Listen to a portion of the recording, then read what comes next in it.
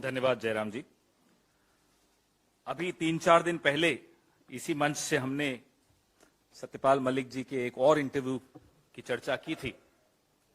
सत्यपाल मलिक जी ने जो कल इंटरव्यू दिया है, आरोप बहुत गंभीर है और एक ऐसे व्यक्ति से आ रहे हैं जो एक सीनियर नेता भी है, पूर्व राज्यपाल भी है और इतना करीबी प्रधानमंत्री के रहा था कि जब 370 हटाया जा रहा था तो एक संवेदनशील दौर में एक संवेदनशील राज्य के वो राज्यपाल बनाए गए। तो कुछ सोच समझ कर ही बनाया होगा, कुछ करीबियां रही होंगी, विश्वास पात्र रहे होंगे। तो कोई ये भारतीय जनता पार्टी की आईटी सेल के 2 रुपए के ट्रोल तो है नहीं कि उनकी बात को नजरअंदाज कर दिया जाए। गंभीर बात कर रहे हैं, विस्फोटक इंटरव्यू है। 4-5 उन्होंने महत्वपूर्ण और प्रमुख मुद्दे उठाए हैं। जो कोट अभी आपने उनका देखा कि मैं सेफली कह सकता हूं प्रधानमंत्री जी को करप्शन से बहुत नफरत नहीं है। आज सत्यपाल मलिक जी की स्थिति क्या है, पहले उस पर 2 मिनट बात कर लें। 1 मिनट। किराए के मकान में दिल्ली में रह रहे हैं एक पीएसओ के साथ। हमें मालूम है प्रधानमंत्री जी को सत्य की आवाज से ज्यादा मधुर गुलाम की आवाज लगती है, तो सत्यपाल जी को एक पीएसओ दे रखा है। जिस व्यक्ति की देखरेख में 370 हटाया गया, जिस पर भारी खतरा है, उस व्यक्ति को आपने एक पीएसओ दे रखा है। दिल्ली के एक कोने में किराए के मकान में वो रह रहे हैं। आप अपने कुछ समाज में जहर घोलने वाले एंकर्स, ऐसे फिल्म निदेशक जो आपकी चाटुकारिता करते हैं और ऐसे अभिनेता जो आपकी स्तुतिगान करते हैं, उनको आपने X, Y, Z अलग अलग तरह की सिक्योरिटी दे रखी। सत्यपाल मलिक जी को आपने क्यों छोड़ दिया है ऐसे खतरों के मुंह में, पहले हम यह आपसे जानना चाहते हैं। उन्होंने खुलासे किए आपकी करप्शन पे, जब वो आपके पास शिकायत करते थे गोवा में, खासतौर पे जब वो गोवा के राज्यपाल थे, और भ्रष्टाचार पे उन्होंने आपकी संज्ञान में कुछ जानकारी लाई, तब आपने क्या किया? आपने ना केवल नजरअंदाज किया, आपने उनको आनन फानन में हटा दिया। स्पेशल एयरक्राफ्ट भेजा कि जल्दी से जल्दी उनको गोवा से शिफ्ट कर दिया जाए, मेघालय भेज दिया जाए या जहां भी भेजना था वहां भेज दिया जाए। पुलवामा पे जो कहा उन्होंने, तुम चुप रहो, ये प्रधानमंत्री के शब्द हैं। हमें मालूम है आप कैमरा प्रेमी व्यक्ति हैं, जिम कॉर्बेट में थे जब आप ये पुलवामा की दुखांतिका हुई, जहां 40 जवान हमारे शहीद हुए। एक ढाबे पर आकर उन्होंने सत्यपाल मलिक जी को फोन किया और बोला, कहो सत्यपाल क्या हुआ? फिर जब इन्होंने कहा कि हमारी लापरवाही से हुआ है, तो कहा तुम चुप रहो, ये कोई और चीज है। ये शब्द बड़े ध्यान से सुनिएगा, ये कोई और चीज है। ये क्या चीज है ये आप लोग बेहतर समझते होंगे। सत्यपाल मलिक जी ने कई चीजें कही हैं और कई चीजें कहते कहते रुक गए हैं। उनकी चुप्पी बहुत बड़ी खबर बनती है। जो उन्होंने कहा उससे भी बड़ी खबर उनकी चुप्पी भी बनती है। कहां वो चुप हो जाते हैं, कहां वो शब्द रोक देते हैं, कहां वो लिहाज रख रहे हैं, ये सब समझने वाली बातें हैं। एनएसए की क्या भूमिका रही? एनएसए ने भी इनको सलाह दी कि इस पर आप कुछ मत बोलिए, लापरवाही के बारे में कुछ मत बोलिए। जिस देश का प्रधानमंत्री अपने 40 जवानों की शहादत पर वहां के राज्यपाल को कहता है कि कुछ मत बोलिए, उस देश का क्या दुर्भाग्य है वो आपके सामने है। प्रधानमंत्री जम्मू कश्मीर के बारे में इग्नोरेंट और इल इन्फॉर्म्ड हैं। ये सत्यपाल मलिक जी इल इन्फॉर्म्ड शब्द उनके हैं। इतना महत्वपूर्ण राज्य, इतना संवेदनशील राज्य, लेकिन प्रधानमंत्री का एटीट्यूड क्या है? मस्त में है, अपने मस्ती में है अपने, टू हेल विथ इट। ये सब सत्यपाल मलिक जी के शब्द हैं, हमारे नहीं। अदानी घोटाले पर प्रधानमंत्री की चुप्पी प्रधानमंत्री को बहुत नुकसान पहुंचा रही है, यह भी सत्यपाल मलिक जी कहते हैं, क्योंकि अब यह मुद्दा गांव के स्तर तक पहुंच गया है। और उन्होंने यह भी कहा कि राहुल गांधी को संसद में बोलने की अनुमति देने से इनकार करना एक अभूतपूर्व गलती है, unprecedented. It has never happened in the history of parliamentary democracy. उनका यह कहना था कि जो राहुल गांधी सवाल उठा रहे हैं अदानी महाघोटाले पर, बहुत सही सवाल उठा रहे हैं और प्रधानमंत्री उनमें से एक भी सवाल का जवाब नहीं दे पा रहे। एक अकेला पूरे लोकतंत्र पर भारी। ये इस पूरी कहानी का जिस्ट है, का निचोड़ है। वो खुद ही बोलते हैं मैं एक अकेला भारी हूं। किस पर भारी हैं वो सत्यपाल मलिक जी ने आपको बता दिया। गवर्नर से सलाह नहीं ली जा रही, गवर्नर को जानकारी नहीं दी जा रही कि उनके राज्य में क्या करने वाले हो आप। कैबिनेट को नहीं मालूम, और कहीं कोई सवाल पूछ रहा है, कहीं कोई आपको बता रहा है लापरवाही हुई, तो उनको कहो आप चुप रहें। चौंकाने वाली बात है, हमारी महामहिम राष्ट्रपति, हम सबकी राष्ट्रपति, वो किनसे मिलेंगी किनसे नहीं मिलेंगी, उनकी अपॉइंटमेंट की जो लिस्ट है, डेली अपॉइंटमेंट की जो लिस्ट है, वो अप्रूवल के लिए प्रधानमंत्री के कार्यालय में जाती है। कभी सुना आपने ये रिमोट कंट्रोल, ऐसा रिमोट कंट्रोल कि प्रधानमंत्री तय करेंगी कि इस देश की महामहिम किससे मिलेंगी किससे नहीं मिलेंगी। यह स्थिति है कि सत्यपाल मलिक जी की अपॉइंटमेंट थी, रास्ते से उन्हें वापस लौटना पड़ा क्योंकि राष्ट्रपति भवन से फोन आ गया कि आपकी अपॉइंटमेंट कैंसिल हो गई। फिर इन्हें मालूम पड़ा। ये हम नहीं बोल रहे, ये सब राज्यपाल बोल रहे हैं, सत्यपाल मलिक बोल रहे हैं। आज भी भारतीय जनता पार्टी के सदस्य हैं, अभी तक उनका निष्कासन नहीं हुआ है। भारतीय जनता पार्टी के एक वरिष्ठ नेता बोल रहे हैं। यह आवाज अंदर से आ रही है, इसलिए इसको और गंभीरता से लेना आवश्यक है। एक फिल्म आई थी, सुना 300 करोड़ का उसका व्यापार हुआ था, कश्मीर फाइल्स। सत्यपाल मलिक जी जो बता रहे हैं ये 300 करोड़ के ही घोटाले की कश्मीर फाइल्स पार्ट 2 है। उस फिल्म पे तो बड़े इंटरव्यू दे रहे थे भारतीय जनता पार्टी के तमाम नेता। इस पे कौन मुंह खोलेगा, इस पे कौन बोलेगा, हम ये जानना चाहते हैं। प्रधानमंत्री के दोस्त, प्रधानमंत्री के करीबी 300 करोड़ का रिश्वत की ऑफर दे रहे हो। सजा किसको हो रही है? सजा एक तरह से विसल ब्लोअर को हो रही है। कौन है विसल ब्लोअर? सत्यपाल मलिक। कौन है सत्यपाल मलिक? भारतीय जनता पार्टी के नेता हैं आज भी। किसको सजा होनी चाहिए, सजा हो किसको रही है? उनकी सुरक्षा खत्म करके आपने उनको छोड़ दिया। और उनके अगर आप इंटरव्यू देखेंगे, 1 घंटे 9 मिनट का इंटरव्यू है, तो वो कहते हैं कि ये तो चाहते हैं कि कोई मुझे मार डाले। ये उनके शब्द हैं, हमारे नहीं है। बहुत ही विस्फोटक है। उम्मीद करता हूं कि जिन गुलामों की आवाज पे सुबह से शाम तक आप लोग डिबेट करते हैं, इस सत्य की आवाज पर भी आप लोग डिबेट करेंगे, इस पर भी चर्चा करेंगे। इंटरव्यू लेने वाले ने बड़े तीखे सवाल पूछे। ये वही इंटरव्यू लेने वाला है जिसके एक सवाल से किसी को प्यास लग गई थी, पानी पी के हलक सूखता हुआ निकल गया था। सत्यपाल मलिक जी ने तो बड़ी वीरता के साथ सब जवाब भी दिए। मैं सुप्रिया श्रीनेत जी से आग्रह करूंगा कि पुलवामा वाले मुद्दे पर, जो बहुत गंभीर मुद्दा है इस देश के सामने, देश की सुरक्षा से जुड़े हुए सवाल का जवाब आज तक जिस पर नहीं मिला है, 40 जवानों के परिवार, जो शहीद परिवार हैं शहीदों के, वह भी उत्तर के इंतजार में है। इस देश का एक एक नागरिक उत्तर के इंतजार में है। श्रीनेत, सुप्रिया जी। शुक्रिया पवन। जो खुलासे से पुलवामा के संदर्भ में 5 गंभीर सवाल उठते हैं और उस पर अभी सुप्रिया श्रीनाथ जी विस्तार से आपको जानकारी देंगी। बहुत धन्यवाद आपका। पुलवामा को लेकर हमेशा से कुछ चीजें संशय के घेरे में रही हैं। 300 किलो आरडीएक्स कैसे आ गया? विमान से क्यों नहीं ले जाने दिया गया? जो रोड था, जो मेन रोड जिस पर यह काफिला जा रहा था, आर्टीरियल रोड्स को बंद क्यों नहीं किया गया? इतना इंटेलिजेंस इनपुट था, जैश की धमकी थी, उसके बावजूद भी सड़क से क्यों लेकर गए? और इस जांच का क्या हो रहा है? ये सारी चीजें संशय के घेरे में थी। अगाहे बगाहे इस पर चर्चा भी हो जाती थी। ईश्वर जाने असलियत क्या है, लेकिन मेरे लिए यह बहुत निजी मामला है। और मैं ये डिस्क्लेमर के साथ कहती हूं क्योंकि ये उन 40 जाबाजों की तस्वीर है जिनकी शहादत हुई, और अब पता चलता है कि शहादत जो है वह सरकार की लापरवाही के कारण हुई।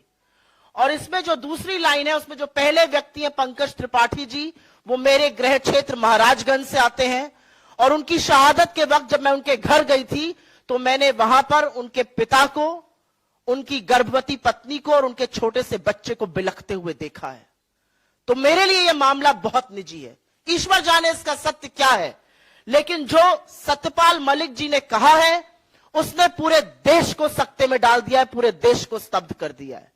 क्योंकि सत्यपाल मलिक जी, जैसा कि जयराम जी ने कहा या पवन जी ने कहा, यह कोई आम साधारण व्यक्ति नहीं है।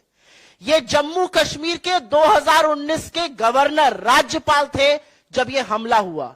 ये गोवा के राज्यपाल रहे, ये मेघालय के राज्यपाल रहे, बिहार के राज्यपाल रहे और इनकी काफी निकटता, ये विश्वास पात्र थे प्रधानमंत्री का। फर्स्ट नेम टर्म पर इन लोगों की बातें होती हैं और ये वो बात कह रहे हैं, इस बात की पुष्टि ये कर रहे हैं। मैं आपसे दरख्वास्त करती हूं कि एक बार 2019 14 फरवरी को याद करिए। 3:15 बजे यह हमला हुआ, खबर आई। लखनऊ में प्रियंका गांधी जी की पहली प्रेस कॉन्फ्रेंस थी, वो प्रभारी उत्तर प्रदेश ईस्ट बनकर गई थी, उन्होंने अपनी प्रेस कॉन्फ्रेंस कैंसिल करी। राहुल गांधी जी का एक भोज था G20 राजनयिकों के साथ, उन्होंने वो कैंसिल किया। लेकिन आपको पता है कि हमले के 2 घंटे बाद भी अमित शाह जी ने रैली करी और प्रधानमंत्री मोदी कॉर्बेट नेशनल पार्क में बेयर ग्रिल्स के साथ मैन वर्सेस वाइल्ड शूट कर रहे थे। और यह शूट रुका नहीं, यह शूट शाम को लगभग 7 बजे तक चलता रहा, जिसके बाद सत्यपाल मलिक जी का यह कहना है कि उन्होंने सत्यपाल मलिक जी को फोन किया और पूछा क्या हुआ, और जब गवर्नर ने असलियत से उनको वाकिफ कराया कि यह हमारी लापरवाही के चलते, यह हमारी नाकामी है, एक गवर्नर को कहा गया तुम चुप रहो। और एक बार नहीं, उनको बार बार चुप रहने की धमकी दी गई और यह भी साथ में कहा गया अगर तुम कश्मीर पर बोले, इस मामले पर बोले तो मैं तुमसे मिलूंगा नहीं। यह सच जानना जरूरी है। और जैसा कि आपने इसमें देखा, जो हमने वीडियो चलाया था, 2500 सीआरपीएफ के जवानों को जम्मू से श्रीनगर जाना था, 5 विमान की दरख्वास्त करी गई थी, उसको तत्कालीन गृह मंत्रालय ने, गृह मंत्री राजनाथ सिंह ने रिजेक्ट किया था। और यही सच अगर यह ना होता तो यह आतंकी जो साजिश थी यह नाकाम हो जाती। कुछ ज्वलंत सवाल हैं और यह सवाल आपके सामने इस मंच से उठाने जरूरी हैं। सीआरपीएफ के जवानों को हवाई रास्ते से क्यों नहीं ले जाया गया? मोदी सरकार ने उनको एयरक्राफ्ट देने की अनुमति क्यों नहीं दी? यह पहला सवाल है और इस सवाल का जवाब आज देश मांग रहा है, क्योंकि देश स्तब्ध है। ये 40 परिवार आज जानना चाहते हैं कि उनका जवान बेटा, उनका पति, उनका पिता क्यों शहीद हुआ, उसको एयरलिफ्ट क्यों नहीं किया गया। जैश की धमकी को, जैश ए मोहम्मद जिसने इसकी रिस्पॉन्सिबिलिटी ली, यह दूसरा सवाल है, उसकी धमकी को नजरअंदाज क्यों किया गया। और बाकी रिपोर्ट्स बताती हैं कि 2 जनवरी 2019 से लेकर 13 जनवरी 2019 के बीच में 11 इंटेलिजेंस इनपुट्स थे कि ऐसा एक आतंकी हमला हो सकता है। और उसके बावजूद भी 78 गाड़ियों के काफिले को, ये 1 या 2 गाड़ियां नहीं जा रही थी, सीआरपीएफ की 78 गाड़ियों के काफिले को सड़क के माध्यम से जम्मू से श्रीनगर ले जाया जा रहा था जब अवंतीपुरा पुलवामा में यह कांड हुआ। क्यों इंटेलिजेंस इनपुट्स को और क्यों जैश की धमकी को नजरअंदाज किया गया?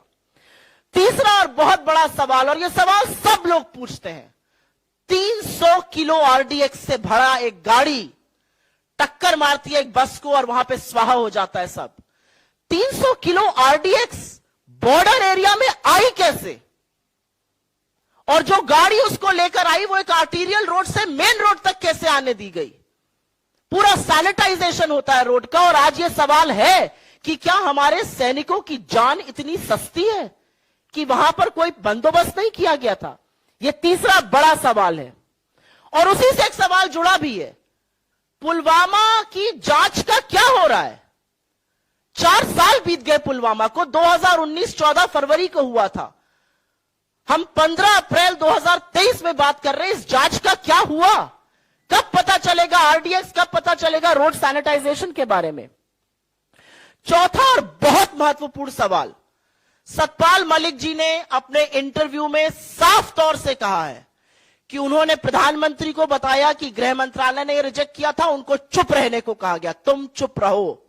और यही तुम चुप रहो नेशनल सिक्योरिटी एडवाइजर, राष्ट्रीय सुरक्षा सलाहकार श्रीमान डोवल जी ने भी उनको दिया। तो इनकी क्या रिस्पॉन्सिबिलिटी है? तत्कालीन गृह मंत्री राजनाथ सिंह जी की या डोवल जी की क्या रिस्पॉन्सिबिलिटी है? इनकी जिम्मेदारी कैसे, कब और कौन तय करेगा?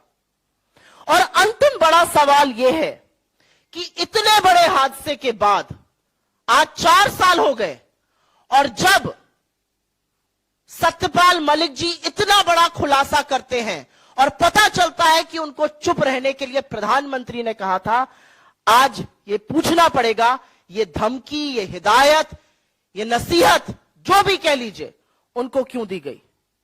और अंत में मैं सिर्फ इतना कहना चाहती हूं कि ये जो सर्टिफिकेट बांटते फिरते हैं देश प्रेम का, देशद्रोह का, अगर ये देशद्रोह नहीं है, अगर ये 40 लोगों की शहादत और बेयर ग्रिल्स के साथ ये फोटो एक साथ देशद्रोह नहीं है, तो देशद्रोह क्या है? मैं जयराम जी से कहूंगी कि वो इसको आगे की कार्रवाई के लिए करें। शुक्रिया। जैसा कि मैंने पहले ही कहा था, जो अपने आप को सत्य का पालनहार मानते हैं, वो सत्यपाल मलिक के इंटरव्यू को दबाने में लगे हुए हैं, पर ये दबेगा नहीं। और जो खुलासे हुए हैं, जरूर देश मांग रही है कि सत्य क्या है, सच क्या है। जैसा कि पवन जी ने कहा और सुप्रिया ने भी कहा, सत्यपाल मलिक न केवल राज्यपाल रह चुके हैं, 4 राज्यों के राज्यपाल रह चुके हैं, वो वरिष्ठ नेता हैं, बल्कि आज भी भारतीय जनता पार्टी के सदस्य हैं, आज भी बीजेपी के पार्टी में वो शामिल है। तो वास्तविक है ये सवाल पूछना इस सरकार से कि जवाब क्या है, आपका रिस्पांस क्या है? नेशन वांट्स टू नो, देश जानना चाहती है। पर आप जानते हैं दोस्तों कि जब कभी कोई गंभीर मसला उठता है हमारे देश में, संसद के अंदर या संसद के बाहर, प्रधानमंत्री का एक ही जवाब है, चुप्पी। चीन पर चुप्पी, अडानी पर चुप्पी, काले कानून पर भी आपको याद होगा करीब 1 साल तक चुप्पी था। बाद में जब मजबूरी से उनको वो काले कानून वापस लेने पड़े, कृषि काले कानून, आपको याद होगा। तो ये चुप्पी तोड़ने का वक्त है। पर इस सरकार का सिद्धांत तो यही है, मिनिमम गवर्नेंस, मैक्सिमम चुप्पी। पर ये जो मुद्दे उठाए गए हैं, पवन ने सत्यपाल मलिक जी के इंटरव्यू से 5 ऐसे महत्वपूर्ण और बड़े मुद्दे आपके सामने रखे हैं, और उस 5 में से एक मुद्दा जो राष्ट्रीय सुरक्षा से जुड़ा हुआ है, पुलवामा में जो हुआ, उसके संदर्भ में सुप्रिया ने 5 तीखे सवाल आपके सामने रखे हैं। तो कुछ तो जवाब आना चाहिए। जवाब नहीं आएगा क्योंकि मिनिमम गवर्नेंस, मैक्सिमम चुप्पी, मिनिमम गवर्नेंस, मैक्सिमम साइलेंस, यही तो सिद्धांत है सरकार का। या कार्रवाई कीजिए सत्यपाल मलिक के खिलाफ, या जवाब दीजिए जो सवाल उठाए गए हैं इंटरव्यू से और पुलवामा के संदर्भ में जो सवाल उठाए गए हैं कांग्रेस पार्टी की ओर से, जो सुप्रिया जी ने अभी आपके सामने रखा है। इस पर जवाब आना जरूरी है, अनिवार्य है। बहुत हो चुका है, पर हम जानते हैं कि अभी जो प्रयास हो रहे हैं कि इस न्यूज को किसी भी तरह से दबाया जाए और कहीं हेडलाइन पैदा करें, इसको हेडलाइन में मत रखें, तो कुछ ना कुछ प्रयास तो होता रहेगा आज और कल। पर यह मुद्दा जाएगा नहीं। इंटरव्यू से जो सवाल उठते हैं, खास तौर से पुलवामा के बारे में जो सवाल उठते हैं और उठाए गए हैं, उस पर कांग्रेस पार्टी चुप नहीं रहेगी, पूछते रहेगी। अडानी के मामले में हम चुप नहीं रहे हैं, हम रोज कुछ ना कुछ पूछते रहते हैं, क्योंकि हमारा कर्तव्य बनता है, हमारा धर्म है सवाल पूछना। सरकार का धर्म है सवाल देना, जवाब देना, पर संसद के अंदर जवाब नहीं, संसद के बाहर जवाब नहीं। ये अजीब सा लोकतंत्र है। विश्व गुरु ने दुनिया को एक नया मॉडल दिखाया है लोकतंत्र का, यानी कि लोकतंत्र के सिंबल हैं, इमारतें हैं, पर लोकतंत्र की आत्मा बुझाई दी गई है। असलियत में लोकतंत्र ही नहीं, पर नए नए बड़े बड़े मंजिल, बड़े बड़े इमारतें हैं।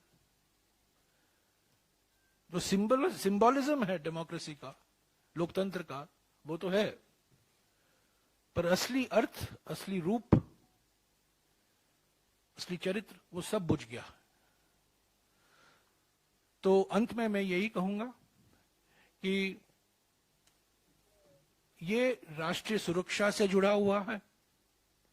ये सीधा प्रधानमंत्री पर सवाल उठाए जाए, ये किसी एक दो मंत्री के नहीं है, ये सीधे प्रधानमंत्री के दरवाजे पर ही ये सवाल जाकर वहीं खड़े होते हैं, और जवाब आना है प्रधानमंत्री की ओर से। शुक्रिया।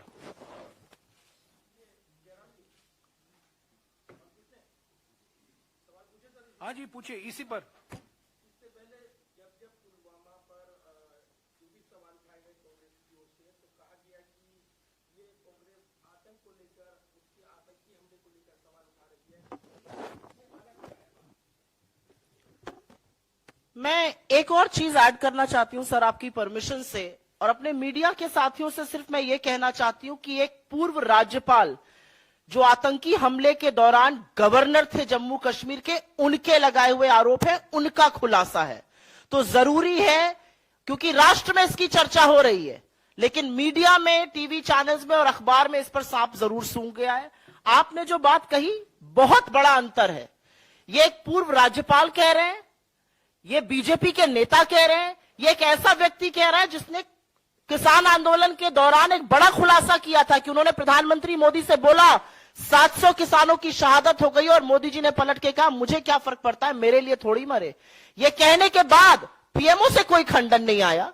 तो आज भी जब सत्यपाल मलिक ऐसा सच बोल रहे हैं, ऐसा खुलासा कर रहे हैं, तो बीजेपी की आईटी से लगी हुई है उनको डिस्क्रेडिट करने में कि उनका मानसिक संतुलन बिगड़ गया है, उनकी अपनी दिक्कतें हैं। मुझे ऐसा लगता है वो भाजपा के बड़े नेता हैं, आपने 4-4 राज्यों में उनको संवैधानिक पद पर बिठाया है। अगर वो इतना बड़ा खुलासा कर रहे हैं तो ये लाजमी है लोकतंत्र में, अगर लोकतंत्र जीवित है इस देश में, तो ये लाजमी है कि चुनी हुई सरकार इसका संज्ञान ले और इस पर जवाब दे।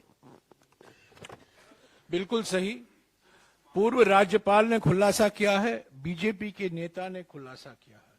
इस खुलासा का हमने इस्तेमाल किया है सवाल उठाने का। इस खुलासे से को जो सवाल उठते हैं राष्ट्रीय सुरक्षा को लेकर और कई मुद्दों को लेकर, वही हमने आपके सामने, जनता के सामने रखा है। पर खुलासा बीजेपी के नेता का है, खुलासा जम्मू और कश्मीर के तत्कालीन राज्यपाल का है। शब्द भी उनके हैं, शब्द भी हमारा नहीं है, शब्द भी उनका है। इसीलिए हमने आपको वीडियो भी दिखाया। हाँ जी रमन।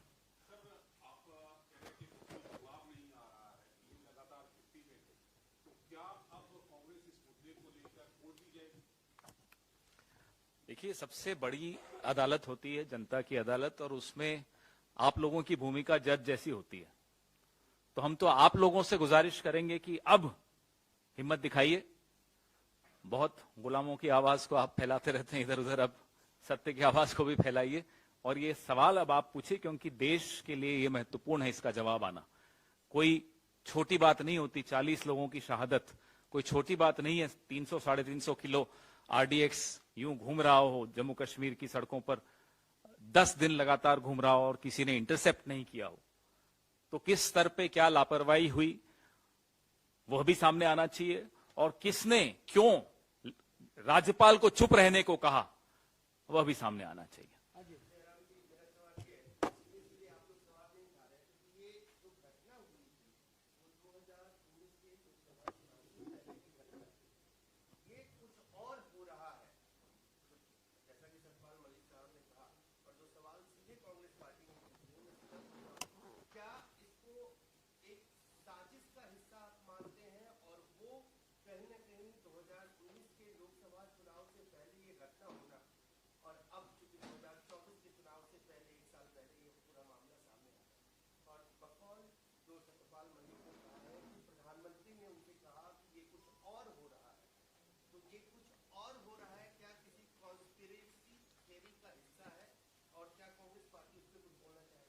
मैं आपसे पलटकर सवाल पूछती हूं, आपको क्या लगता है, एक राज्यपाल रह चुके, भाजपा के शीर्ष नेतृत्व में रह चुके एक व्यक्ति कह रहे हैं कि जब उन्होंने बोला कि ये हमारी नाकामी के कारण हुआ, अगर हमने 5 हवाई जहाज दे दिए होते तो ये 40 जाबाजों की शहादत ना होती और ये हमारी विफलता है। उस पर उनको कहा गया आप चुप रहिए। मुझे लगता है मुद्दा भटकाने की जरूरत नहीं है, मुझे लगता है आज जवाबदेही तय करनी है, और जवाबदेही तय करनी इसलिए जरूरी है क्योंकि ये मामला राष्ट्रीय सुरक्षा से जुड़ा है, ये सरकार के विफलता से जुड़ा है, ये सरकार के नाकारेपन से जुड़ा है। आप अपने लिए 2-2 हवाई जहाज खरीद सकते हैं 8-8 हजार करोड़ रुपए के, एक इमारत बना रहे 20,000 करोड़ रुपए की, और 5 हवाई जहाज आप नहीं दे सकते। 78 गाड़ियों का काफिला जोखिम झेलता हुआ जम्मू से श्रीनगर जा रहा है। आज सरकार को इस पर सवाल का जवाब देना है। तत्कालीन गृह मंत्री भी बोले और प्रधानमंत्री भी बोले।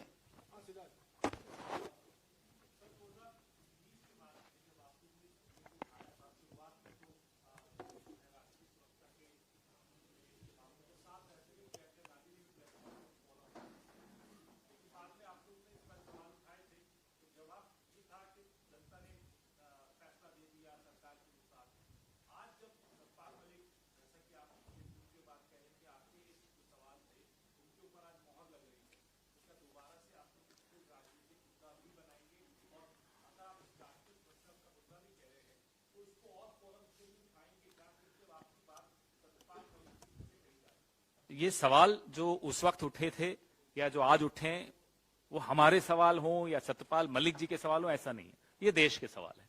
देश भी जानना चाहता है। 4 साल हो गए, जैसा कि सुप्रिया जी बता रही थी, 4 साल में इंक्वायरी कहां तक पहुंची, ये जानने का हक हम सबका है और ये बताने का कर्तव्य उनका है। अब भी नहीं बोलेंगे जब उनका अपना नेता, और ऐसा नेता जो कि काफी कुछ जानता है, उसमें से कुछ कुछ बता रहा है, कुछ कुछ नहीं बता पा रहा है, जब वो कुछ बोल रहा हो तो जवाब देना पड़ेगा।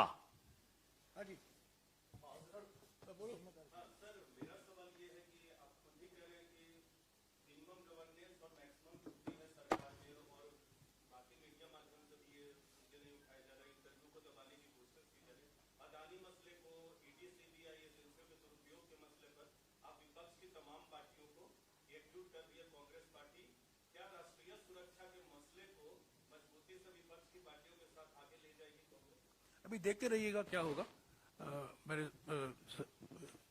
हो सकता है कि कांग्रेस अध्यक्ष सभी पार्टियों के साथ बात करेंगे, बातचीत हो रही है। ये भी एक मुद्दा है, ये कल ही ये खुलासे हुए हैं, तो 1-2 दिन और इसका इंतजार कीजिए। पर ये चिंता सभी पार्टियों में है। जो सवाल हम उठाए हैं, जो इंटरव्यू से निकलता है, जो सवाल उठता है अलग अलग बातों पर, और खास तौर से पुलवामा के संदर्भ में, मैं समझता हूं हर एक पार्टी को होगा, हर एक व्यक्ति को होगा हमारे देश में। ये सब सुरक्षा से जुड़ा हुआ है। और जब बीजेपी के वरिष्ठ नेता ये सवाल उठा रहे हैं और प्रधानमंत्री के बारे में टिप्पणियां कर रहे हैं, तो ये बहुत गंभीर मसला है, एक सिर्फ पार्टी से जुड़ा हुआ नहीं है। हाँ जी,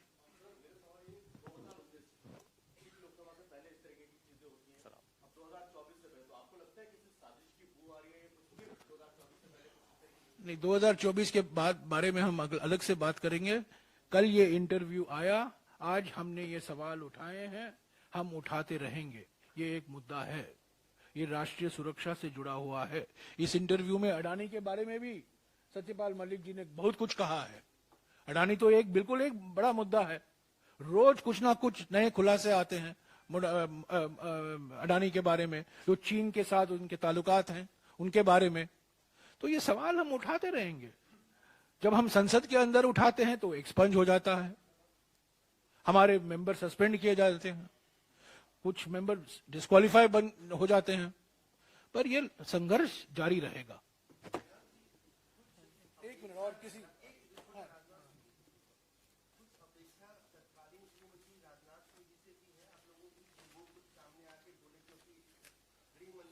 बिल्कुल तत्कालीन गृह मंत्री राजनाथ सिंह जी थे, राजनाथ सिंह को भी जवाब देना होगा, आज के गृह मंत्री अमित शाह को भी जवाब देना होगा, पर खास बल्कि तो प्रधानमंत्री के दरवाजे पर है सवाल, प्रधानमंत्री के किए जा रहे हैं। और सत्यपाल मलिक जी ने कहा है, उन्होंने ये नहीं कहा है कि राजनाथ सिंह जी ने मुझे ये कहा, उन्होंने कहा प्रधानमंत्री ने मुझे कहा। तो ये सवाल प्रधानमंत्री से है, मैंने पहले ही कहा है, राजनाथ सिंह जी चुप्पी तोड़े ना तोड़े कोई फर्क नहीं पड़ता, प्रधानमंत्री को चुप्पी तोड़ना चाहिए। I think we can wrap. Yeah. Thank you. Thanks very much. अभी इसका कितना चलेगा कल ही पता चलेगा।